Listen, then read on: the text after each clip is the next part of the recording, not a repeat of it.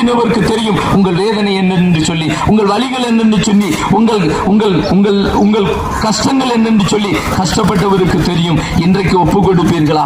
ஒன்றும் இல்லைங்க, உங்க இருதயத்தை திறந்து இவ்வளவு நாள் நான் செஞ்சது தப்பு, என்னை மன்னிச்சிருங்க, இப்ப என் உள்ளத்துல வாங்கன்னு சொல்லி நீங்க கேட்டீங்கன்னா இயேசு கிறிஸ்து உங்களுக்கு ஒரு அற்புதத்தை செய்ய வல்லவராயிருக்கிறார்.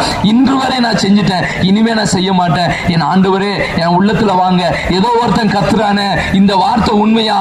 நீங்க உண்மையா இருந்தீங்கன்னா என் உள்ளத்துல ஒரு சமாதானத்தை தாங்க. கண்ணீரோடு இருக்கிறேன், வேதனையோடு இருக்கிறேன், என் குடும்பத்தினால தள்ளப்பட்ட ஒரு சூழ்நிலையில் இருக்கிறேன், என் குடும்பத்துல நித்தமும் கண்ணீர் தான், குடியினால வெறியினால நித்தமும் பாடுகள் தான் என்று சொல்லி நீங்க அவரிடத்துல உங்களை ஒப்பு கொடுத்து மனம் திரும்பும் போது உங்களை அவர் ரட்சிக்க வல்லவராயிருக்கிறார். என் அன்பு சகோதரனே சகோதரியே, என் அன்பு சகோதரனே சகோதரியே, விசுவாசிக்கிறவனுக்கு எல்லாம் கூடும் என்று சொல்லி வேதம் சொல்லுகிறது.